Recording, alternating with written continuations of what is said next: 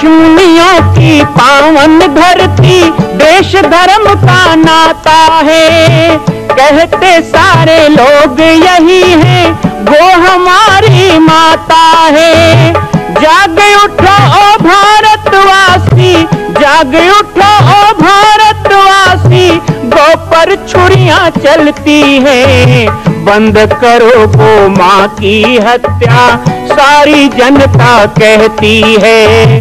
बंद करो गो माँ की हत्या, सारी जनता कहती है।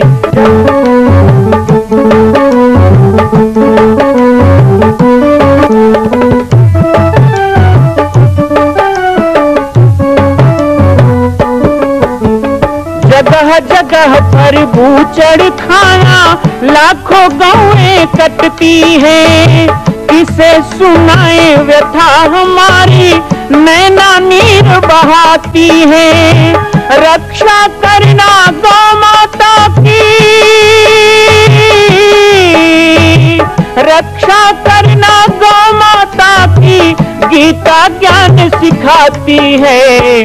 बंद करो गो माँ की हत्या, सारी जनता कहती है। बंद करो गो माँ की हत्या, सारी जनता कहती है। जय श्री राम, जय गो माता, जय गोपाल। स्वागत है आप सभी का भारत के हृदय स्थल छत्तीसगढ़ प्रांत में मां कौशल्या धाम जिला बालोद में विगत 18 वर्षों से बन रहे इस विशाल दिव्य भव्य मंदिर का निर्माण। विश्व के अंदर भगवान राम के लाखों मंदिर हैं। अब अयोध्या में भी रामलला विराजित हो चुके हैं, लेकिन छत्तीसगढ़ की बेटी मां कौशल्या जो राम की माता है, उनका एक भी मंदिर पूरे विश्व में नहीं। इसीलिए यह विशाल तीर्थ का निर्माण विगत वर्षों से चल रहा है बालोद जिला छत्तीसगढ़ में। 25 करोड़ की लागत से बनने वाला 108 फीट ऊंचा, 65 फीट चौड़ाई और 136 फीट लंबाई का राजस्थान के ठोस पत्थरों से बनने वाला यह मंदिर हजारों वर्ष तक भारत में 5वें धाम कौशल्या धाम के रूप में स्थापित रहेगा। 3 तल के इस मंदिर में प्रथम तल पर भगवान शिव, मध्य तल में गोद में रामलला को लेकर स्वर्ण सिंहासन में मां भगवती कौशल्या विराजित होंगी और तीसरे तल पर पंचमुखी हनुमान। इसके अलावा सामाजिक समरसता को समर्पित यह मंदिर सनातन हिंदू धर्म के समस्त देवी देवताओं महापुरुषों की मूर्तियों से सुसज्जित होगा।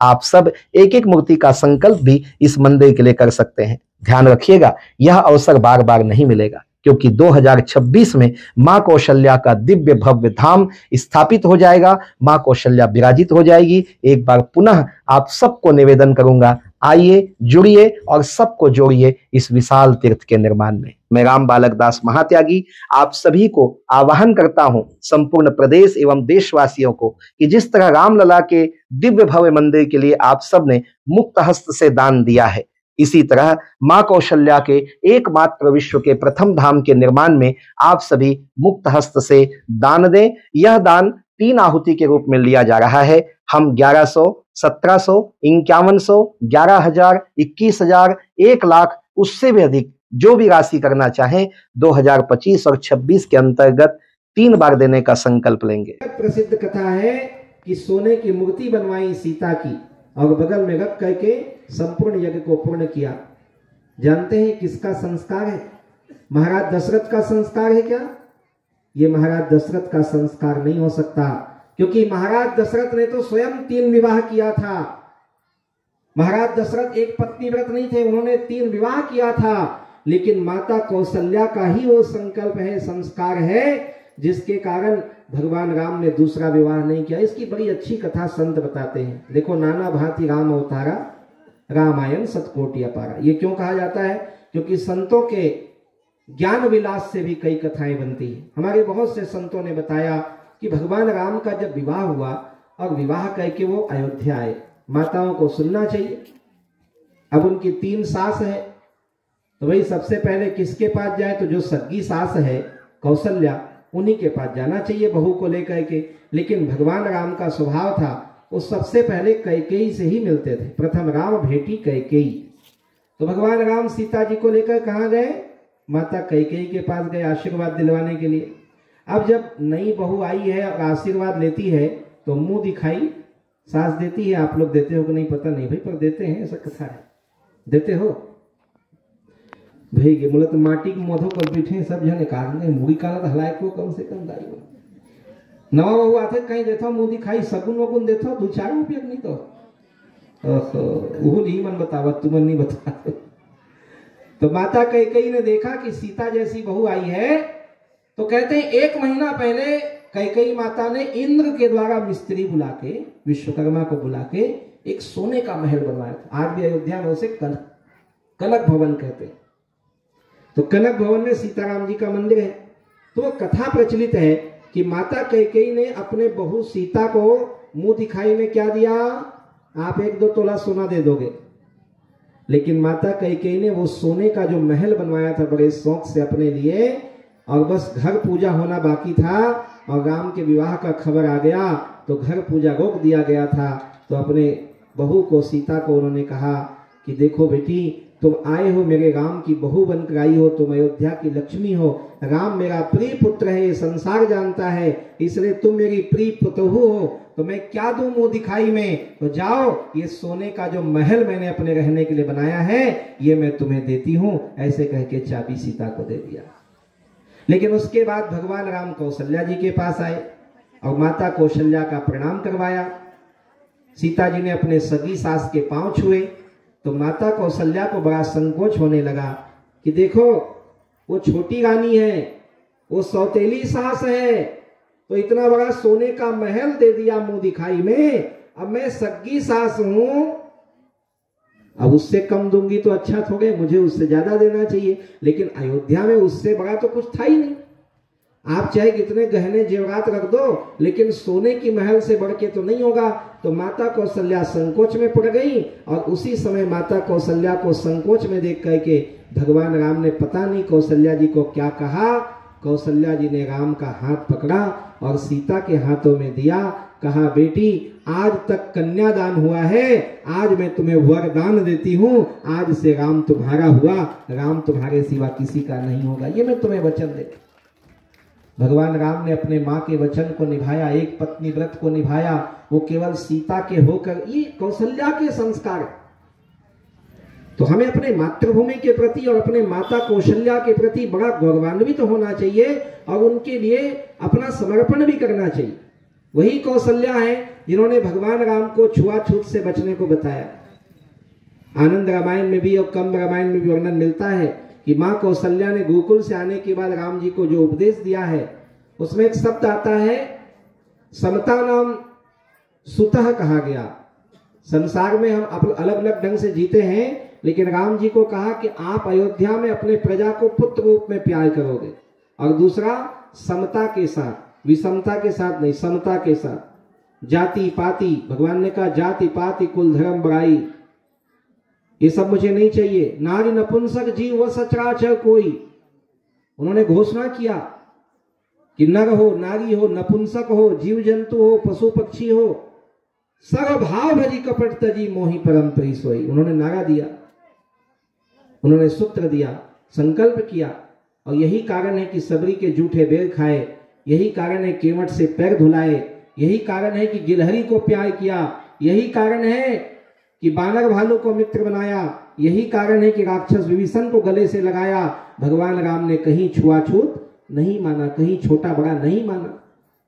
उन्होंने केवल भक्ति और प्रेम को ही सर्वोपरि कहा। ये किसके संस्कार हैं? ये भी माँ कौशल्या के संस्कार हैं, क्योंकि माता कौशल्या इस धराधाम से गई हैं छत्तीसगढ़ से, वो विषमता को जानती हैं। उन्होंने अयोध्या के द्वारा उस समता के मंत्र को विश्व में स्थापित किया भगवान राम के माध्यम से।